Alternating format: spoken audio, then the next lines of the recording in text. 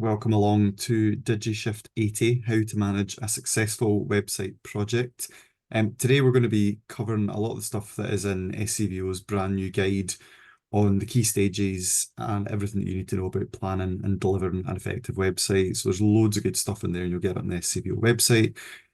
We're going to be talking about starting with user needs, how your website can help you achieve your mission goals, some of the key roles and responsibilities that your team will take in a website project. We're going to be talking about some of the stages and milestones that you'll typically encounter.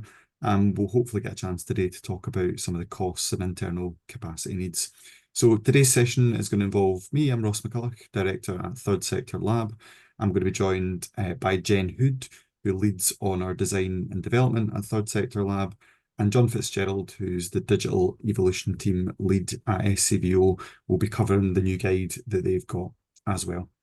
Grand. Well, I'm going to hand over to John first of all, and then we'll get a chance for an open discussion.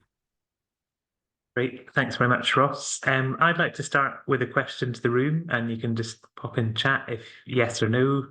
Just asking if anybody has a website currently for their organisation. So fire an answer in chat if you'd like to. So, okay, right. Looking like everybody's got one. That's kind of what I expected. Callum's got a website, great, glad to hear it. And anybody looking to do improvements this year? Yeah, okay,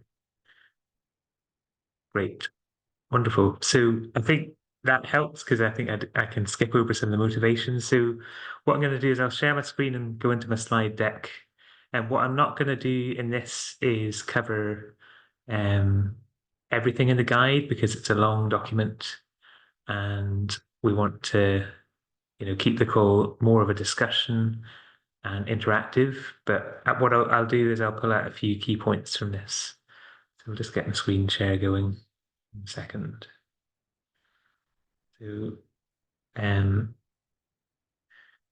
So as Ross said, my name is John Fitzgerald. I am the Digital Evolution Manager at SCVO.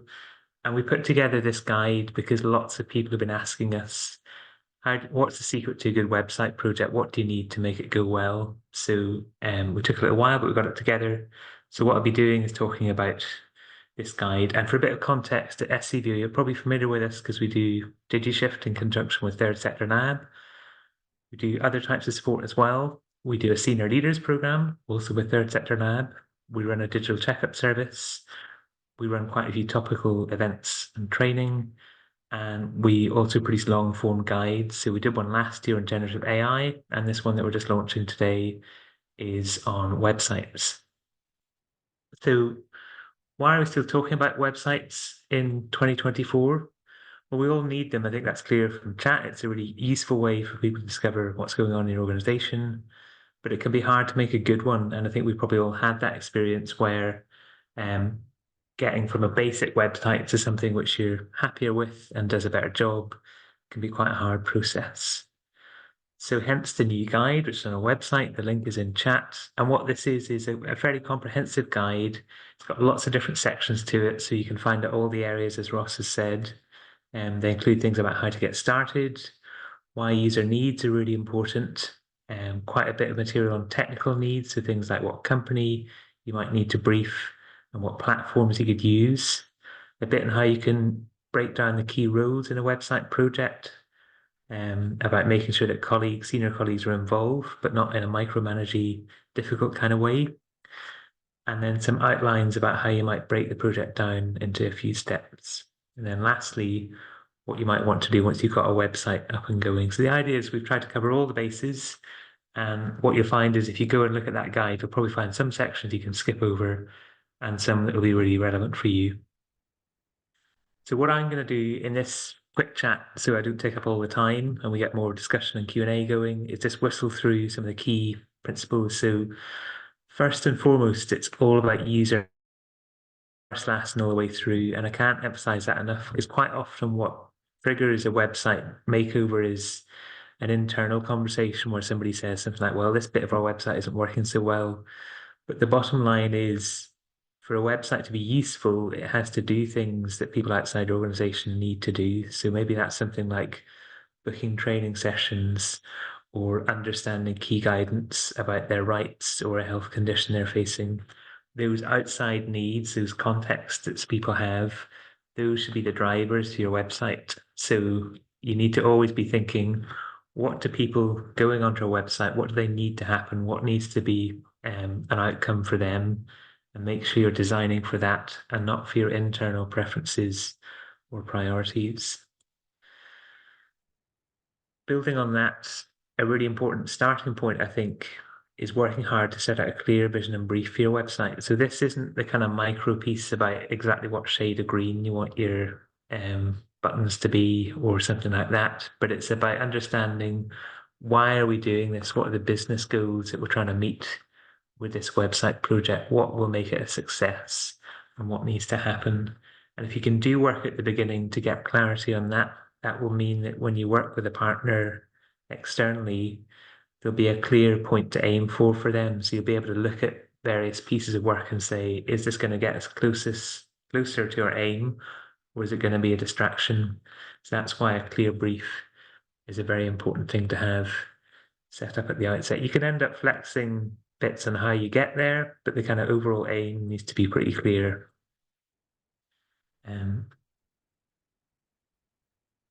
So another principle I'd always follow with a website is one challenge with modern digital platforms is you can add so many features to a website. You can add anything, you could have a VR module or a donate with Bitcoin or anything, there's so many different ways that people can interact with a website. And sometimes when you start doing a technology project, people get quite excited and go, well, we could do this and we could do that. But in general, unless you're a very big voluntary sector organization, you're probably best to follow the principle of do a few things really well and add complexity as you go. And in fact, even if you look at very large websites, like say the BBC website or gov.uk website, although there's lots and lots of functionality there, the first pieces that you see are core activities that are done simply and really, really well. Because you can always add complexity as you go later. So maybe you're starting with a basic event booking system. You might later on add in a watch on demand recordings of embedded videos or something like that. But it's starting with the kind of basic core stuff and making sure that's really sorted before you go on and do other stuff. The fourth principle, I think that's an important one to highlight, is recognize you'll need to commit a fair bit of internal time and energy. And this is often a pitfall we see organizations fall into where they find a great partner and work with them and set up the project and say, right, well, you're going to do this work and we've got a budget we're happy with. But if there isn't enough internal capacity, then the project can stall and run into the sand. And there's kind of two reasons for that. One is if you've got an internal lead who's regularly thinking about the project and driving it forward, there can be available to your external partner and turn around comments on drafts or come back to queries nice and promptly. And what they can also do internally is corral together the feedback. So particularly with content on a website or its layout, you often find everybody's got an opinion, and that's fine. Everybody's entitled to an opinion, but you need to decide as an organization which piece of feedback are you pushing through to your external partner, because it can tie up a lot of time if you're presenting a kind of mixed bag of feedback. So that internal capacity, that internal person leading on it is pretty key to make sure the external partner has got the decisions they need and the clarity they need to move forward. The final thing I would like to highlight is about it's really important to understand the need to iterate, learn, and improve. And an anecdote from my own experience is I once worked on a website project which went really well. We got it done on time. It was a good result. And a senior manager said, that's great. Now I don't need to think about the website for 10 years. We all kind of clutched our heads in horror. They were kind of joking, but what they were thinking about was we've done what we need to. We're now going to kind of drop it right down the priority list and stop thinking about it for a bit. And that is, I think, is a big no-no. A website should be a kind of continuous thing that you're working on. It's not that you're expending lots of energy all the time, but you're always looking at feedback and making those small improvements that make it a good resource to interact with. So now as a special treat in a second, I'm going to show you my favorite website from when I was a teenager. So back in the late 90s. I went to this website quite a lot. It was about backpacking around the world. Now, the really interesting thing is this screenshot I took this morning, website still looks the same as it did in the late 90s. And you might think, well, that's crazy. We've got CSS and responsive design and everything now. Why is it so basic? The answer is the content of the website is so compelling that it doesn't need a redesign. So that's a special treat for you. So the guide is there. I've linked to it in chat. You can explore it, and we really welcome feedback on it because it's brand new, so we may have missed stuff. Thanks very much from me, and I'll now open it up for a bit more discussion. It may Ross and Jen, I think you probably want to jump in with a few points as well. I liked your example, the bike packing site. That was great. That was good. Yeah, I mean, I suspect some of the prices have increased since 1998, but Yeah. I saw the yeah, $25 a day. That's like the price of a sandwich now. So yes, yeah. cool. Any So, I mean, I wondered now to pass out a bit because Ross and Jen, your experience is probably more from the doing website builds for clients, and I wondered if you had a few things you think what are common pitfalls that you see maybe at that setting up a brief and getting a project going stage. what will we could both do this, Jen? Will we both do it? We could. Let's do it in Yeah. tandem. Yeah. Okay. I picked up with just as on the back of the guide that's been launched. I've written down here. Your brief gives an impression of what it might be like to work with you, and I think that yeah, sometimes we've definitely kind of looked at briefs and where it doesn't feel clear or feels like that it's not really thought through, that can be a wee bit off-putting to developers as well. So I just want to pick up on that. I thought that was a really strong point around the brief and how that can affect the rest of the project.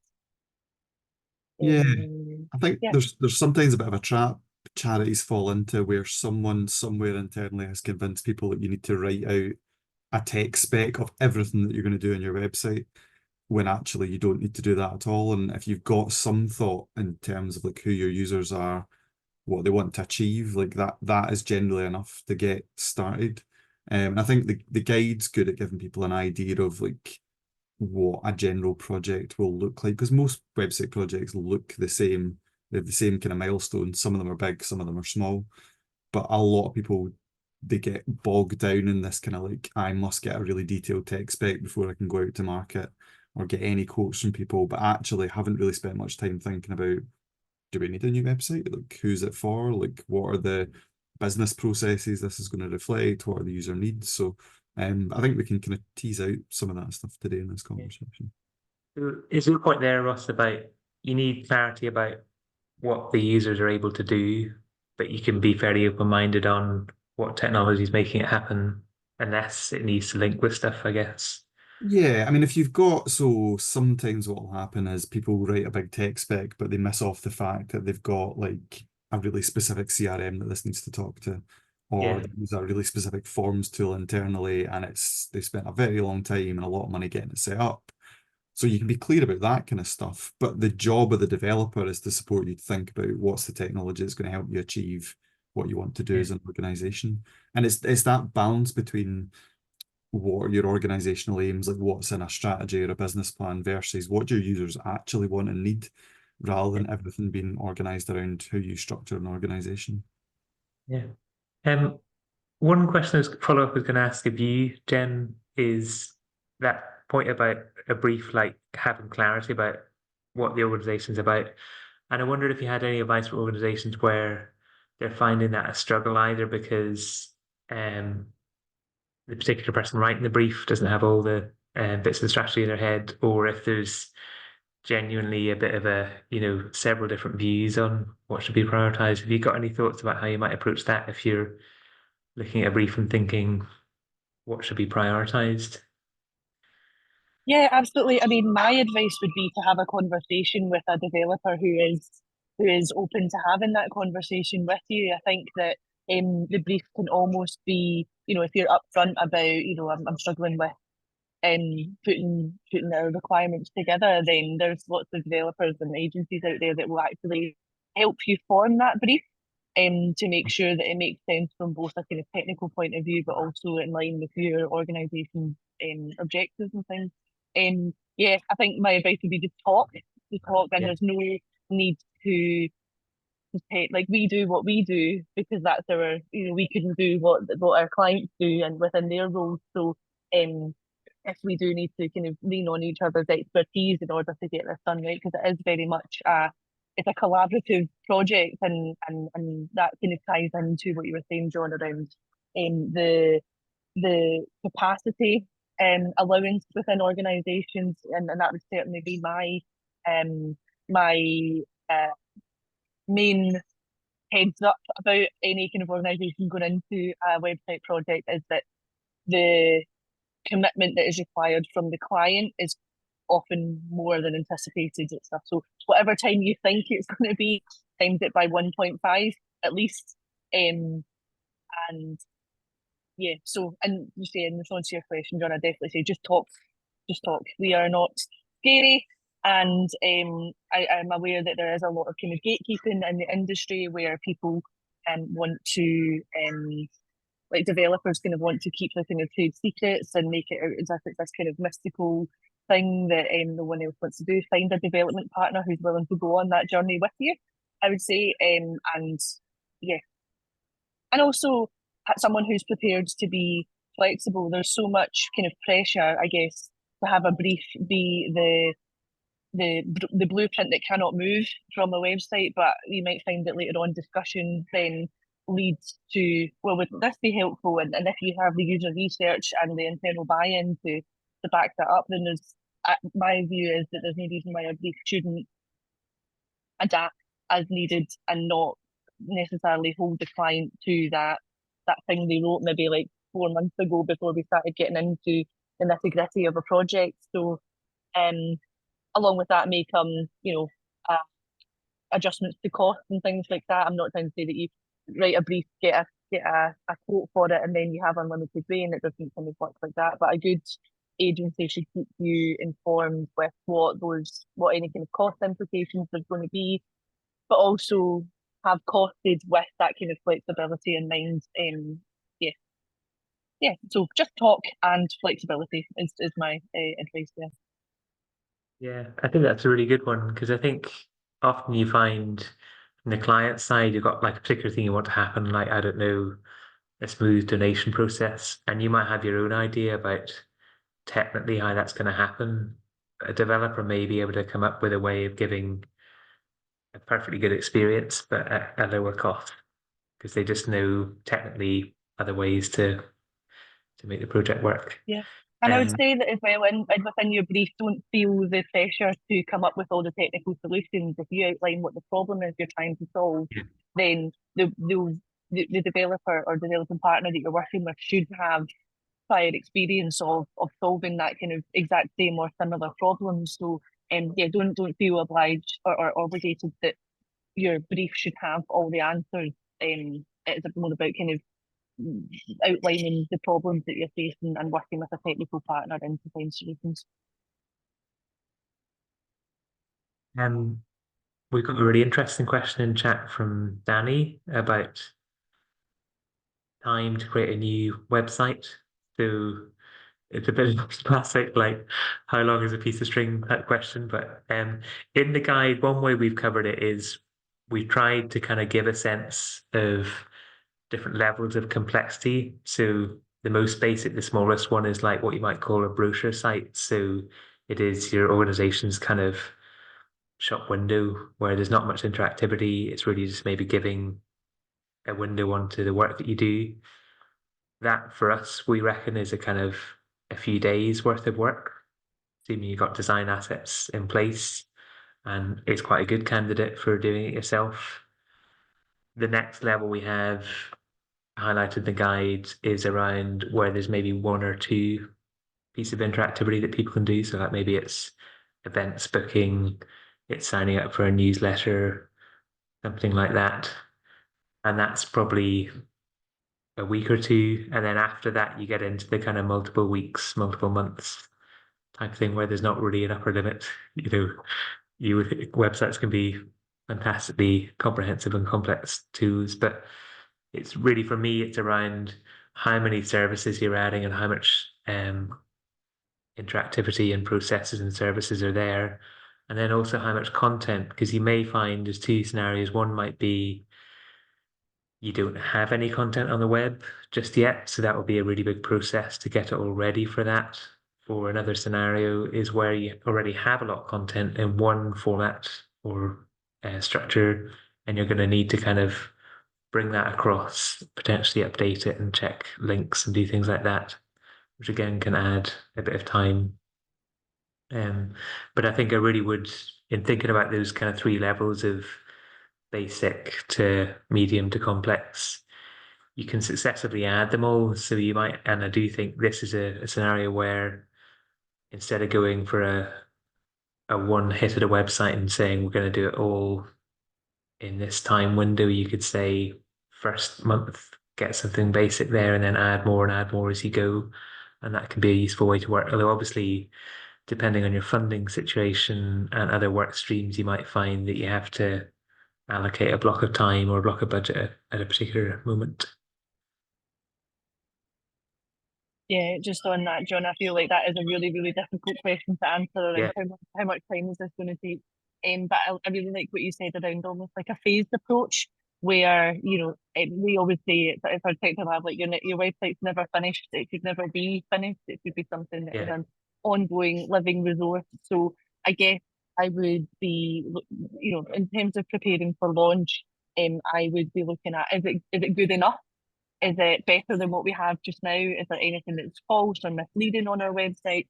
And as soon as you get it out there, you start gathering user feedback and kind of pre-testing almost. So I think, yeah, it's so arbitrary for every organisation, especially if you're doing it in-house, like even with a simple brochure site. If you use Wix or Squarespace every day, then you don't have that learning curve, so you can take that time away from it. So there's also like a kind of digital comfort, I guess, as well, which will factor in how long it takes to build something out. But yeah, I really wish that I could, for all of our clients, give a more kind of definite time scale for how long the website will take. Yes. One quick thing on that is there's Alan Kelly is a guy who writes about agile, and he has a chapter where he talks about sort of minimum viable products, so doing the smallest example of a project you can do. And he has a really good example where he talks about if somebody said we need an online store or we need the ability to sell something online, if you had to do it tomorrow, you'd probably set up an eBay account. If you had to do it by the end of the following week, you'd probably be using some kind of off-the-shelf payment module. And then if you had more time, you might add in other features and make it more embedded within your brand and within your website. But the point he gets to is that point of you can, with digital tools, do things in quite a basic way very quickly if that's what you need to do. And really the complexity is often about, making it more aligned with your brand, giving you more control over it. And we have got a cost breakdown in the guide.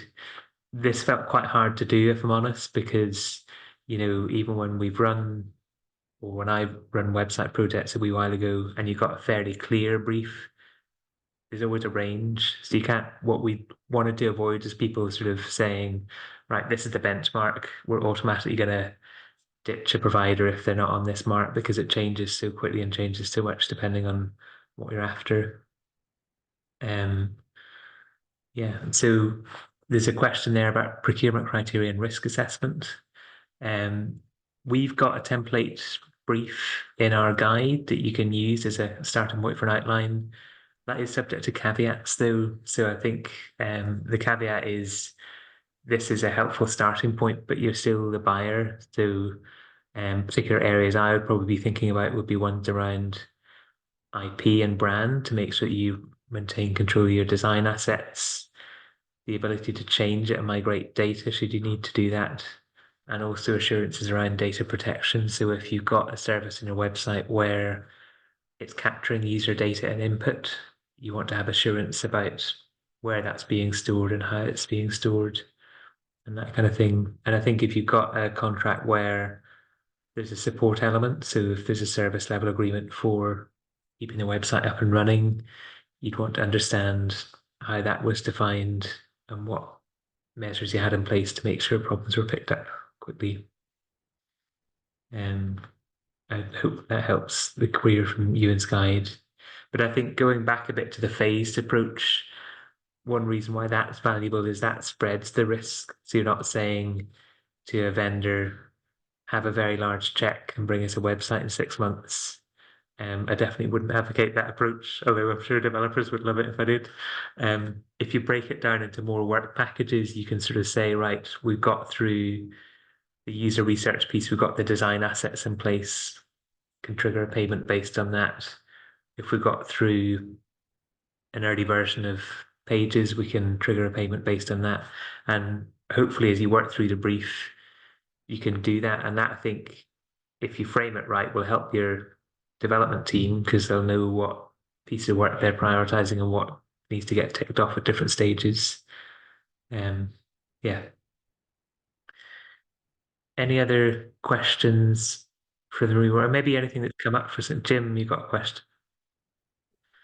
It was more sort of observation of what we did, and I think it's good to get the proper provider because the provider we had previous, and I'll no name any names, but so it was hard just to even get columns sort of on the website. Everything just seemed to run in an endless script, which get really boring for people to read. And just getting a picture and some text alongside it was really hard. And we moved to a new provider, but our website obviously is social care. So the way we did it is we went up to Glasgow to meet the company, but we went from with a person from each department. So we went with some of the people we support and some of the families, somebody from HR, somebody from training, somebody from finance, because all them had different options.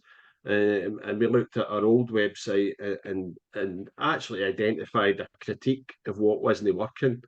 And we went from there. But they were our new provider really good because they can work with each individual department so that the website and how is doing what it wants for each of the functions that we need it for. One question I had was because we really struggle with it, we put out kind of vlogs of updates on sort of budgets and sort of how sort of peer reviews, which have just come up in April, and it's really hard to get the time right. And is there an optimum time that people just switch off? We've kind of matched it between sort of 2.5 to 3 minutes, and then you've lost people, and we were just wondering if we were on the right track there. So I think the points you made, Jim, about involving a cross-disciplinary team is a really good one because, like, a really common scenario is maybe think about something like a donations page. You'll have people who are working on the fundraising side. You also have people on the finance side who need to handle whatever comes through that page. So getting that kind of everybody together is a really valuable thing. I think in your question about was it length of video content or was it yeah. It's a hard question to answer. It does change a lot. I think I'm probably showing my age by saying used to be on YouTube it was about 90 seconds or a minute, but TikTok has potentially made it shorter again. I think if it's on your own web page and you're giving an intro, probably a minute or two is fine. If it was much shorter than that, it may not, you wouldn't give you enough space to talk about what you need to talk about. I think one thing you could do there is do a few of different lengths. I know we did a DigiShift where we touched on video content and we had a really excellent talk there. And that Ross, that is your colleague from Third Sector Lab who's covering that. We'll try and find a link for that and pop it in chat because that's a whole topic in itself. But he had a lot of insight about, looking at engagement rates in videos and you can see when are people stopping watching and that can give you an idea about what point to aim for.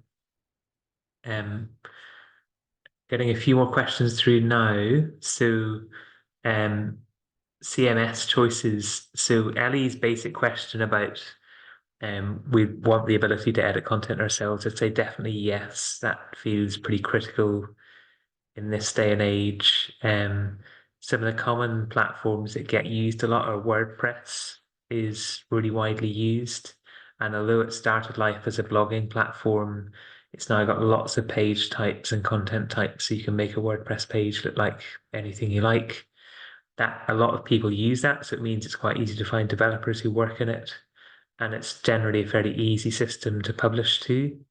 Another example is Drupal, which is a slightly more well, both systems have all the features, but can give you some more control over some areas that WordPress can be hard to do with. And then there's Joomla is another one as well. But there are suggestions in the technical needs section of the guide. But I think the fundamental point is you'd want to walk away with the ability to publish new pages and add content on pages. There may be some elements where if it's really complex layout, you might want to go back to your developer to help you make that work well. But in general, you shouldn't, I don't think, and Jen and Ross may say differently, but if it's adding a straightforward piece of content, that should be something you should be able to do within your organization. But Jen and Ross, what's your thoughts on that? Do you want to come in on this one, Jen? And I can maybe add some Yeah, stuff. I'm happy to come in on that one because I have some strong, as you know, Ross, I've got some strong feelings on that. So I think that something that if you've ever worked with me on any kind of web project, you'll hear me say is that websites need to work for you as well as your users. So it's all great having a website that at one point in time worked very, very well for the users, but you have to go back and pay hundreds of pounds to get any kind of slight adjustments done on the front end of your website. So we believe that that control should be with you. And through WordPress, I'm certainly speaking from our point of view, we hand over basically the same tools that are available to actually build the site. You have access to those tools. Other content management systems, and including WordPress, can be locked down so much that I feel quite constrained in terms of updates that you're available to make to your site, which I personally think is not good. There are reasons for that, in that developers don't want you breaking it. However, I would argue that we should have fail-safe options in there in terms of backups and a recovery process in the event that something does break. But there are, what you see is what you get, or WYSIWYG editors available to attach onto things like WordPress, which allow you to have that kind of full control of your site. And that's helpful for, certainly I've been in a role where I worked in a kind of digital comms role. I had kind of experience of using content management systems, and I always felt like I had one arm tied behind my back because I wasn't able to do or create what I needed to do on the website. And my view is, if you are creating a website that's flexible and responsive to user needs, then you should be able to do that in-house as much as possible. And in my view, a good developer will help you get set up with the right training and support for you to be able to self-manage your website as much as possible. I'm just picking up on Hannah said around any thoughts on Umbraco. So my experience of Umbraco is exactly just as I described. It was an Umbraco system that I used before when I was in a digital comms role. And I personally found it really frustrating. This is before I did web development, having to go and ask for minor changes to be made because the system had been locked down so much. So Umbraco tends to be more of a kind of front face for very specific changes that you're allowed to make on your website, if that makes sense. So it's very much one of those ones where you have to make changes to content, open a new tab and check the website to see what that actually looks like in practice, and whether it's fit into the text box that website has drawn out and allowed you to type in. So I find it quite limiting personally. However, if you are working in an organisation that has a very, very limited digital skill set, you might find something like that more appealing.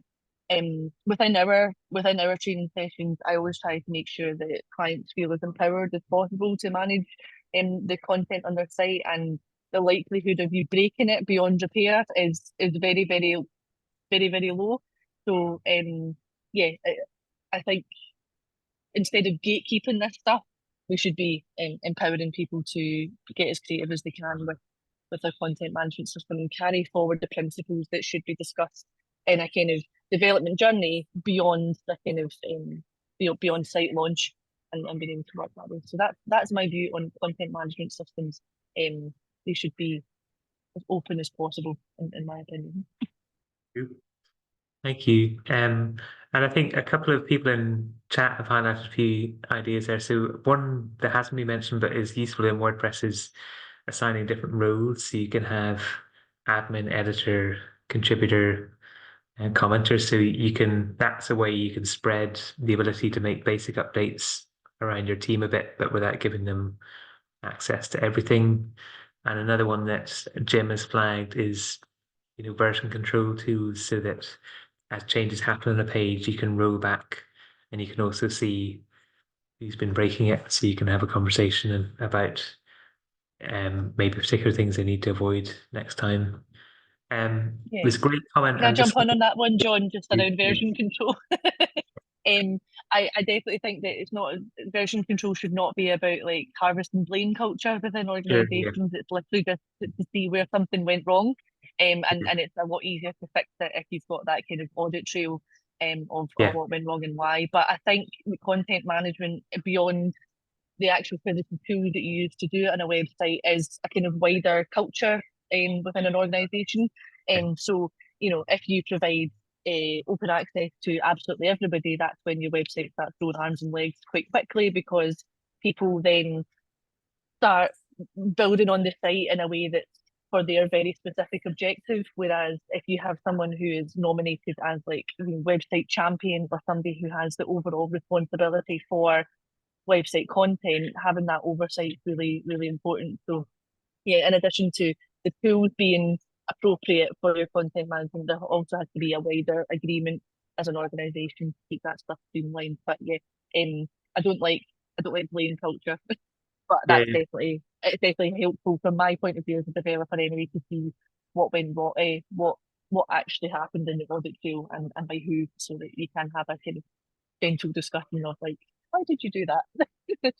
So or like I speak as somebody who's broken websites on a few occasions, and quite often that because another team member can say, right, well, what were you trying to do, John? And then you can have a conversation about, what was I looking to happen on that page, and how we can find a more straightforward way of making it happen. There's a great lots of websites too, John. Yeah, the biggest break. There's a Slack thread somewhere with screenshots of things I've done to web pages, but there's a really excellent comment from Catherine that I wanted to highlight, which was about procurement and how they broke it down into 3 stages. So they did expression of interest, a kind of what they called a chemistry workshop, which is a guess of ways of working and how you approach things. And then only when those pieces were done was the more formal invite to tender. I wonder, Catherine, if you wanted to say a little bit more about that, or is what you got in the summary kind of what you wanted to share? No, I'm happy to. I mean, we're right in the middle of it currently, and I am absolutely no procurement expert, so take it as you want. We basically, it's a new way we did it. So previously we did very like paper-based kind of formal, just apply to a tender, here's our brief, off you go. And we found, so at Scouts, I work for Scouts, and we have about 8 suppliers for different tools and websites and things, and some of those relationships are great, some of them are not so great, and I would say that that's largely based on some surprises. Once we'd gone through the process, it's very easy to write, oh, we'll do everything, we're amazing, on a piece of paper, but actually we didn't really know them when we started the relationship, so we had a few surprises along the way. And so what we've tried, and again, this is a trial, I guess, first time we're doing it, but I have done it in other jobs, and it's worked really, really well, is to try and learn a bit more about how they actually work and show their values before worrying about the detail of like who's the cheapest, who's the best, jazziest. So we kind of did a bit of research, went out to some agencies and asked them to do an expression of interest focused on like, why us, why you? And that was like 2 pages max. very brief. And then we did, and we whittled that down. Then we did, a kind of workshop where we gave them a problem. So we used some of the data that we've got on our users. We gave kind of multiple challenges and said, pick the challenge that best sits for you. You run it. We're not dictating the outcome, the structure, anything. It's up to you how you use that hour. But the overall aim is to help us problem solve and to get to know how you work and showcase how you work. And it was quite a challenge for them, I imagine, because it's only an hour, and obviously most of these things you'd spend, I don't know, days, weeks maybe doing. But it really got us to see kind of how they work with us, how much they understand some of our problems, how much they're willing to work collaboratively with us rather than just pitch at us. And so some of the ones we liked maybe on paper, actually, when we got into it, we were not gelling quite as well. It also got to see a bit of behind the scenes because we asked them to share a bit about the process they would do once they'd finished this workshop. And so we got to see a bit more about that. And then now we've whittled that down to like 3 or 4. And we're going through the more formal tender process. As I say, we've kind of made this up as we went along, but I'm like happy to share anything that we've shared. Like, it's not, as far as I'm aware, not private. I will check with my boss before that, but yeah, I'm happy to share anything or just chat if I'm not allowed to share the direct documents. And the one thing I would say is the evaluation criteria is quite hard because a lot of what we wanted to do is about chemistry and like soft things, and just like, do you actually get on with them? Are you like, do you gel? Do they work with you? So like, it has taken us a really long time to work out like what is fair to judge people on, and also how much do you put to that just gut feeling of yes or no. So that was quite interesting. So yeah, happy to share what we've ended up with. But we basically ended up with like, what are the outcomes we want at the end of this? So like, we want to be confident in their approach to, I don't know, data protection, in their ability to like problem solve, to be user focused, to not solutionize, things like that. And then we've kind of come up with a bit of a scoring criteria, but we definitely adapted them as we went. So like, after the first round, we were like, actually, this isn't working. Let's change that. But happy to share. That's fantastic, Catherine. Thank you so much. I have one quick question, which is, did you get any pushback from providers who weren't willing to engage with that kind of process? And if you did, how did you? That's a good question. So we've had the actual opposite. We've had quite a lot of them say, oh, this is great. Like, we actually really want to do this. Because I imagine pitching isn't that fun like, it's not that fun on either side, really. Yeah. So we've actually had the opposite, and we've had agencies who have gone and done like user research like ahead of the workshop, because we said like they can't have access to our Google Analytics, unfortunately, but we can give them gave some like high level data. But like, some of them were like, yeah, we've gone out to a scout group, we've done some like guerrilla testing, we've done this, we've done that, and like we didn't ask them to do that. Like, they actually found it quite interesting, I think. We are going to ask for feedback at the end of it from all parties at every stage. So maybe some more will come out of the weeds there. But we've actually had people email us being like, this is different and we really like it. Great. Yeah, I really like that. I think it's a great idea, and it's quite nice to hear from our side as well, because the amount of times, like, you know, we still get asked, and occasionally we all do it, and I think Jen hates me for this, but like, we'll get asked to do designs before we've even had a conversation with people, and Yeah. we're like, this is meaningless. Like, we've not spoke to a single one of your users. We've not spoken to you, so we don't know anything other than what you wrote in a tech spec that went out for tender. It's a way of getting often boards or senior management to feel comfortable with a process that isn't really as straightforward as they would like to think it is, because it comes with internal politics, it comes with user needs, it comes with how much money you've got, how much internal skill set. It's messy and it's complicated, and that is okay, but like, designing a homepage for a website based on nothing will not make that process any safer. And still lots of people asking for that in tenders. And like, that process that Catherine's described is much more meaningful. So if you want to get like some upfront time from the people you're going to work with, like, that has meaning. Getting someone to just randomly design a homepage has almost no meaning whatsoever. Great. Sorry for the rant. Nope, it wasn't right at all. Yeah, I mean, what I was thinking about as I asked the question about potential pushback was I was thinking that very traditional tender processes are quite extractive of time anyway, because they say, write all these, multiple pages about what you could do, but actually a bit of time to just demonstrate it is um, potentially less time and probably much more insightful, I think. So it's a really interesting approach. Yeah, we did dabble with the idea of paying for the workshops for the time. I didn't get that signed off, unfortunately, but I have paid in a previous job. I did the same similar process, and we did pay for people's time. We just did like a nominal fee. It wouldn't have been what they actually probably spent on it, but I think we did. I can't remember. I think it was a couple of £100, but like, yeah, we kind of did a nominal fee, but we had more flexibility and we put that into our funding application and things. Whereas this time around, I thought of the idea after we got the funding. So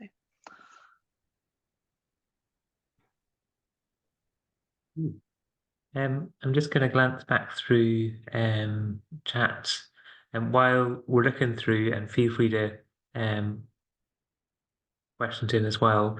One thing I was thinking about was kind of internal stakeholder comfort, if you like, because Ross kind of flagged that about, sometimes you use a very traditional clunky process because you feel that gives you that assurance. You can say, we ran a tender, therefore it's fine. But what I'm thinking about is that piece around you do need engagement from right across the organization, but you don't want 20 people doing website design from the back seat. And I wondered, Ross and Jen, on that question, have you got thoughts from the provider side about what helps avoid that kind of scenario? I mean, I guess it's partly about, understanding what level of engagement you got. Is it just managing the overall risk? Is it setting the detailed priorities? Is it looking in detail at the draft website? Any thoughts there? Yeah, I mean, I've got some. I'm sure Jen will have some as well. I mean, I think as long as like that's like a principle that applies not just at the build stage, but like forever. And I mean that sounds very extreme, but like who in your organization owns that bit of content or those 5 pages that are aligned to their department or their team. And if you don't have that written down somewhere, it's either a bit of a free for all or it's one person's job. And that's where like people tend to fall into these kind of like, 3 or 5 year cycles of we'll just build a new website because the old one's broken. And it wasn't necessarily the website that was broken. It was like people didn't take the right responsibility for the bits that they should be taking responsibility for in that.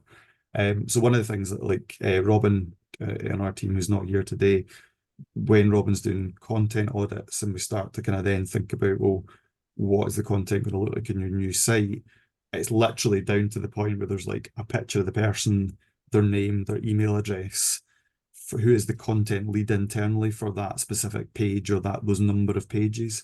And that gives you that much like stronger connection and sense of ownership. That person might never touch the back end because they don't feel comfortable, but they know that like, our funding from the lottery has just come to an end and therefore we need to update that, or there's been a change in legislation that affects how we deliver care. We need to reflect that on this landing page on this specific project or service. But that only comes where you've got that kind of level of connection. Jen, I don't know if you want to talk about like, maybe some of the discovery work that we do that maybe ties into John's question. Yeah, absolutely. And I'll just apologise in advance because somebody's just started favouring next to me, so sorry if it's really loud. I think it's about real personal investment in a website. So having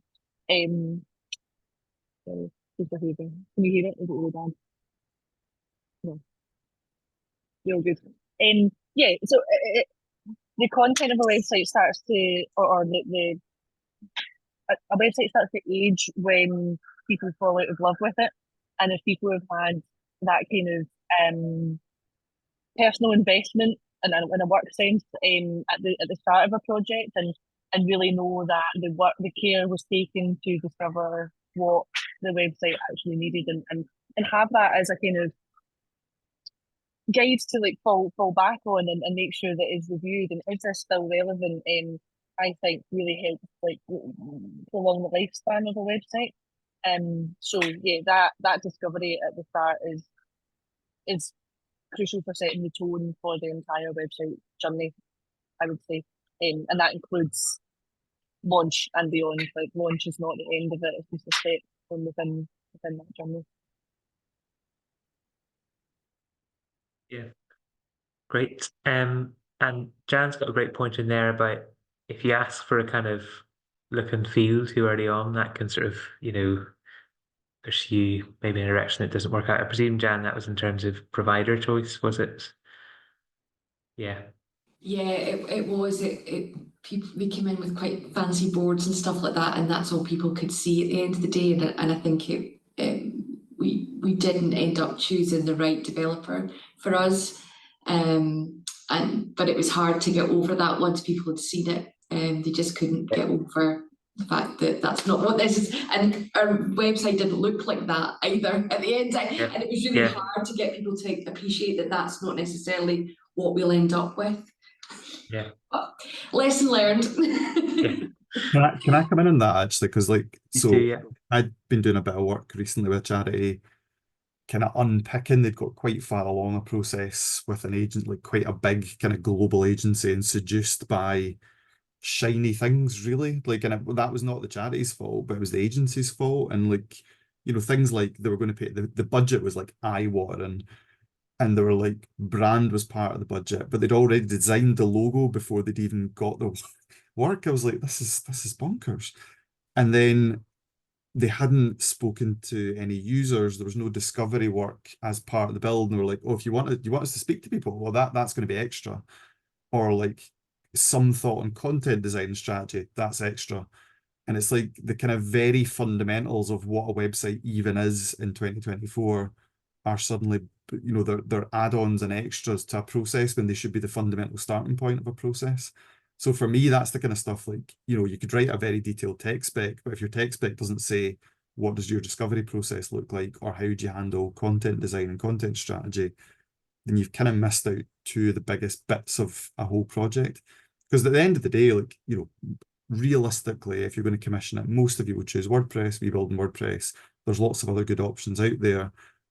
Like someone can build you a website. That's not really the hard bit. What you need is someone who can understand what you're trying to achieve and execute that and help you through that process. Yeah.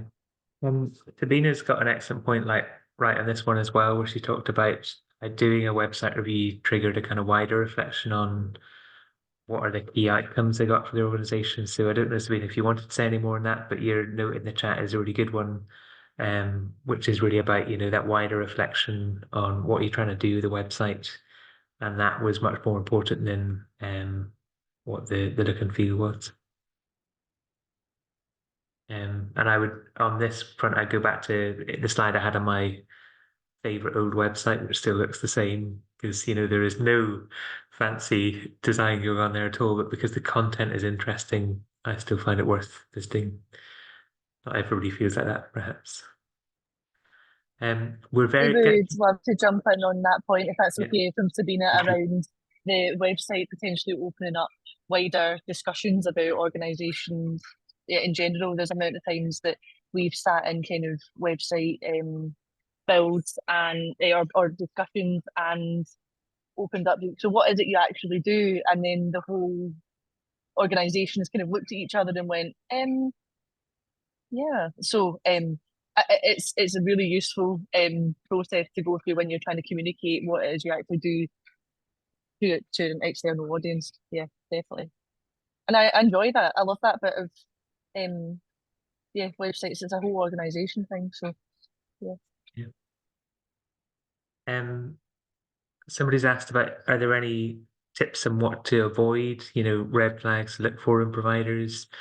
One phrase that somebody flagged earlier was about solutionizing. I think maybe it was Catherine perhaps that talked about that. And what we mean by solutionizing is going, I'm gonna not really listen to your problem, but I'm gonna give you this thing that we've already built. And often a red flag for me is if a vendor is very driven by a certain kind of system or approach that they always take. And that's not to say that there aren't standard approaches, of course, but it's about that. Is an agency or developer, are they showing that they're listening and taking the time to absorb the context from you? Is quite an important signal. One that I would look for. Oh, sorry, on you go, John. Go for it. I was going to say something for me that's a bit of a red flag with web developers is if they don't take the time to explain the technical decisions that they've made. I think that while, you know, there's ways of communicating with people who don't necessarily use this stuff every day in a way that they can understand the reasons behind decisions that have been made without bogging them down with technical jargon. I always prefer working with people who speak to people like they're humans. And yeah, there tends to be a lot of that in the sector. So that is something that I think really valuable with a web development partner is that kind of normal quote unquote like discussion with people who aren't experienced in the area. Makes people more approachable as well, and allowing people to be vulnerable and say, "Do you know what, I have actually no idea what we're doing here and I need to trust you." But having that openness will help with that trust a lot. We're in our closing minute or two now. I've plugged next month's DigiShift, which is on the 26th of June. It's about, again, a practical topic, choosing a CRM or database system. So we'll be joined by people from Superhighways to talk about that. Sabina's got fantastic points on how that website reflection took them to a discussion about how do they check in on organizational principles and stuff. So do look at that comment. Sabina, you can have a minute or two if you'd like to talk about it, but really interesting how that kind of comms need sparked a reflection about, you know, why are we doing it this way on the website? So great to look at. I think we're kind of nearly there time-wise. But yeah, it's been a really good discussion. And do have a look at the guide and give us your feedback as well. So if you see stuff that's missing, and Catherine, we may well pick up with you about your staged process, because that felt like a really positive way to approach it. But thanks everyone for the discussion. It's been really good. Thanks for the time. Thanks Jen and Ross for your insights as well. Been really good discussion. Thanks, everyone. I also offered Yeah. in the chat for anyone Yeah. who is interested in Umbrella, you're welcome to have a look at ours. Like I can Yeah. jump on a call and show you what we've done. Obviously, Cool. it's only Yeah. what we've done, but Yeah. you should check. Great. Thanks, I Catherine. could also jump on that as well. Just say that if there's anybody who's interested in kind of more visual tools and what the kind of capability is with them, it might feel a wee bit intimidating at first, but for any kind of demo of kind of more visual tools, I'm more than happy to jump on a call as well. I'll just drop a note with my email and Thanks everyone. Catch you next time. Bye for now.